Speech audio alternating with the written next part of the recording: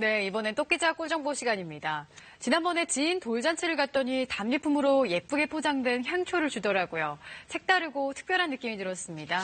저는 돌잔치 답례품으로 수건이나 떡 정도만 받아봤는데 요즘은 이색 답례품들이 많다고 합니다. 정지주 기자.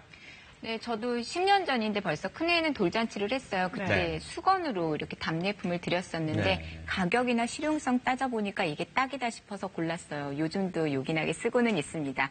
돌 답례품, 돌잔치 와주신 분들께 감사의 의미로 드리는 겁니다. 준비하는 사람의 정성이 가득합니다. 옛날에는 전통적인 떡이나 수건을 많이 했는데요. 요즘은 많이 변했습니다. 천일염이나 깨, 곡물을 정성껏 포장해서 드리기도 하고요. 방향제나 향초를 직접 만들기도 합니다. 실용적이고 엄마의 마음이 더해져서 받는 사람 기분도 좋아진다는데요. 답례품에 대해서 자세히 알아봤습니다. 아기의 첫 생일 돌입니다. 1년 동안 잘 자라준 아기의 건강과 무병장수를 기원하며 가족과 친척, 지인들이 모여서 축하를 하는 거죠. 옛날에는 아기의 장수를 바라며 직접 돌떡을 만들어 돌렸습니다.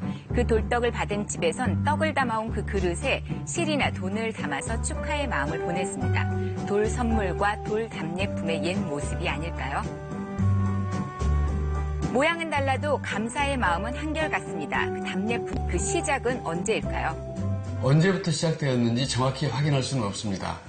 다만 고마운 마음을 표시하고 정을 나누는 것이 우리 민족의 오랜 문화이기 때문에 거기에서 기인하지 않았나 추정됩니다. 지난 주말 늠름한 남자아기의 돌잔치가 열렸습니다. 귀한 걸음한 손님들에게 감사 인사를 전하는데요. 오늘의 답례품은 비누입니다. 비늘의 종사가 우와 예쁘다 그치? 다른 것들보다도 좀 더 실용적일 것 같고요. 그리고 매일매일 쓰는 거다 보니까 매일매일 쓰시면서 저희 아이 돌 한 번 더 기념해 주시라고 이렇게 준비하게 됐어요. 시대가 변하면서 돌 답례품도 달라졌습니다. 전후 모두가 가난했던 60년대 먹고 살기 빠듯한 시절이죠. 돌잔치 엄두도 못 냈습니다. 돌떡 놓고 아이의 무병장수 기리는 게 돌잔치였습니다. 남은 떡을 이웃들과 나누는 게 최고의 답례품이던 시절이죠. 1970년대는 경제 성장기와 맞물리며 허례허식보다는 실용적 답례품으로 고마움을 전했습니다. 수건이나 달력, 수첩 등이 답례품으로 등장했습니다. 경제성장으로 눈부신 발전을 이룬 1980년대 우리가 잘 알고 있는 답례품들이 등장했습니다. 바로 수건과 우산 그리고 치약 칫솔 세트, 비누였습니다. 수건 같은 걸 애기 이름 써가지고 받아. 80년대에는 그 비누도 받고 그랬는데 요즘에는 비누 같은 거를 안 하더라고요. 현금처럼 사용할 수 있는 공중전화 카드나 문화상품권이 인기를 누렸던 건 1990년대고요. 2000년대 들어서는 답례품의 춘추전국 시대였습니다. 과거 인기 답례품이었던 수건과 우산은 기본, 아이 얼굴이 들어간 컵, 미니 화분, 손톱깎이 세트, 식기 세트, 우산 등 품목이 급격하게 늘어나던 시기였습니다. 그렇다면 현재의 답례품은 어떤 모습일까요? 경기도의 한 답례품 매장을 찾았는데요. 전문 매장이 생긴 만큼 고민하는 분들 많습니다. 접시, 탁상시계, 향초 같은 생활용품부터 그 종류 정말 다양합니다. 멀리서 바쁘게 찾아주신 분들께요. 감사의 표현으로 조그마한 답례 선물을 하고 싶어서요. 매장에 찾아오게 됐어요. 최근엔 주방에 쓰이는 도마나 각종 조미료가 인기 품목인데요. 깊은 의미를 담고 있다고 하네요. 요즘 돌 답례품으로 소금이 되게 잘 나가고 있는데요. 소금이 뜻이 빛과 소금이 되라는 뜻으로 돌 답례품으로 잘 나가고 있어요. 1,000원대부터 1, 2만 원대 제품들까지 종류는 물론이고요. 가격도 다양합니다. 시대와 사회 문화에 따라 변한 건데요. 새로운 답례품 문화도 생겨나고 있습니다. 작지만 고마운 마음을 가득 담아서 직접 만들어보는 수공예 답례품이 요즘 인기인데요. 아이의 생일을 축하하러 오신 분들께 답례를 하고 싶으셔서 특별한 선물을 찾으시는 것 같아요. 받는 사람을 생각하면서 만든 세상 하나뿐인 선물이라 그 의미가 더 깊습니다. 그래서 주는 사람, 받는 사람 모두 만족으로 만족으로 오늘 밀랍 방향제를 만들 겁니다.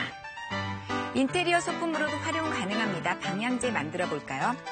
방향제의 기본 모양은 왁스로 만드는데요. 이 왁스라는 건 대형마트나 공방, 쇼핑몰에서 구매할 수 있습니다. 먼저 종이컵 절반가량의 왁스를 담고 녹입니다. 방향제에서 가장 중요한 건 향기입니다. 녹인 왁스에 아로마 오일이나 향 오일을 넣어 섞어준 뒤 틀에 부어서 굳힙니다. 붓기 전에 말린 꽃, 즉 드라이 플라워 등으로 드라이 장식합니다. 플라워 이외에도 집에 가지고 계시는 커피콩이나 아이들이 가지고 노는 비즈 같은 거를 활용하셔도 됩니다. 완전히 굳으면 틀에서 빼냅니다. 방향제에 구멍을 내고 끈을 달면 집안 곳곳에 달아 유용하게 쓸 수 있는 방향제가 완성이 됩니다. 꽃장식이 더 고급스러워 보이죠? 이번엔 섬유 탈취제 배워볼까요? 향 오일과 정제수, 에탄올이 필요한데요. 인터넷에서 쉽게 구매하실 수 있습니다. 에탄올과 정제수를 1:1 비율로 컵에 부어줍니다. 각각 종이컵 반컵 정도면 충분한데요. 이때 향 오일도 함께 넣어줍니다. 만약 향 오일이 없다면 오래된 향수, 섬유 유연제도 가능합니다. 골고루 섞어서 용기에 부어주기만 하면 섬유 탈취제가 완성되는데요. 생각보다 별로 어렵지 않습니다. 손재주 없는 분들도 도전해볼 만하죠. 집에 포장 상자가 없는 경우 종이컵으로 간단하게 포장 상자를 만드실 수 있습니다. 종이컵에 말려진 부분을 잘라준 뒤 적당한 간격을 두고 세로로 윗부분을 잘라줍니다. 자른 부분을 하나씩 컵 안쪽으로 접어 내려주고요. 여기에는 만든 방향제를 넣어도 좋고 쌀이나 잡곡을 넣어서 선물을 해도 좋습니다. 정성 담긴 수제 방향제와 탈취제, 그럴듯하죠? 직접 만드니까 너무 뿌듯하고 선물을 생각하니까 기분도 매우 좋습니다. 답례품, 모습은 변했지만 감사의 마음은 깊어졌습니다. 정성 가득한 답례품으로 기분이 더 좋아지는 것 같습니다.